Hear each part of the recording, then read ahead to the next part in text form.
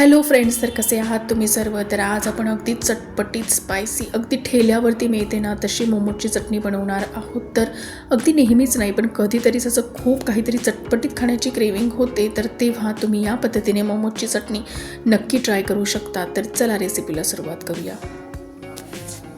तर आता कढईमध्ये मी 1 ग्लास पाणी घातलं आहे आणि पाणी हे थोडंसं कोमट झालं की यामध्ये आपण टोमॅटो घालून घेऊ. तर इथे मी 3 मीडियम साईजचे टोमॅटो, अगदी पिकलेले टोमॅटो होते, ते रफली चॉप करून घेतले. त्यानंतर 10 ते 15 लसणाच्या पाकळ्या, 8 ते 10 लाल मिरची यामध्ये मी घातली आहे आणि थोड्याशा कोथिंबीरीच्या काड्या मी यामध्ये घातल्या. कोथिंबीरीच्या काड्याच यामध्ये आवर्जून घाला, त्याने खूप छान फ्लेवर चटणीमध्ये येतो.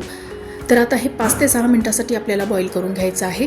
तर यामध्ये मिरची जी घातली आहे मी, तर ती स्पायसीवाली मिरची घातली आहे आणि 2-3 बेडगी मिरची घातली आहे. त्याने रंग छान येईल आणि आपली चटणी अगदी छान लालसर होईल आणि स्पायसीवाल्या मिरचीमुळे अगदी चटपटीत अशी चटणी बनेल आणि खायलासुद्धा मस्त मजा येईल. तर 5 ते 6 मिनटं आपण याला उकळून घेतलं. तर चटणीसाठी आपलं मिश्रण रेडी आहे आणि टोमॅटोचे वरचे जे साल आहे ते आपण आता काढून घेऊ, म्हणजे आपली चटणी ही अगदी स्मूथ टेक्स्चरची बनेल. आणि आता हे मिश्रण जे आहे ते आपण थोडं थंड करून घेऊ आणि मग मिक्सरच्या जारमध्ये ट्रान्सफर करून घेऊ. जर गरम गरम तुम्ही हे ग्राइंड करणार असणार तर यामध्ये 2-3 आईस क्यूब घाला, म्हणजे मिक्सी ही जास्ती गरम होणार नाही. तर याला आता मिक्सरच्या जारमध्ये मी ट्रान्सफर करून घेतलं आहे.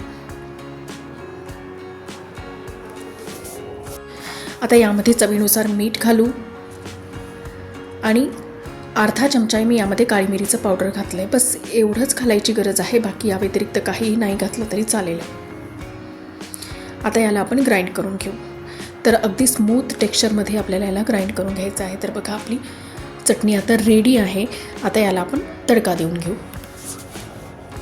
तर आता त्याच कढईमध्ये मी 2 ते 3 चमचे तेल घातले आणि यामध्ये भरपूर असा लसूण आणि अद्रक बारीक चिरून ठेवला होता तो यामध्ये घालू. तर लसूण आणि अद्रकचा खूप छान फ्लेवर चटणीमध्ये येतो. तर लसूण अद्रक जी आहे ती हलकासा रंग बदलेपर्यंत आता आपल्याला परतून घ्यायची आहे.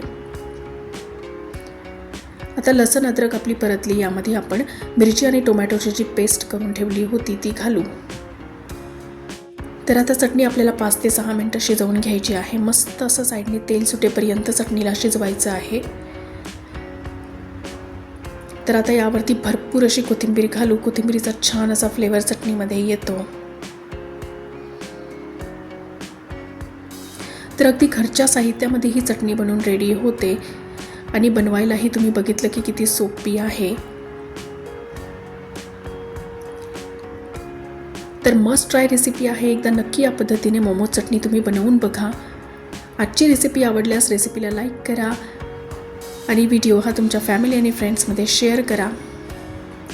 जर माझ्या रेसिपीज तुम्हाला आवडत असतील तर प्लीज माझ्या चॅनलला सबस्क्राईब करा.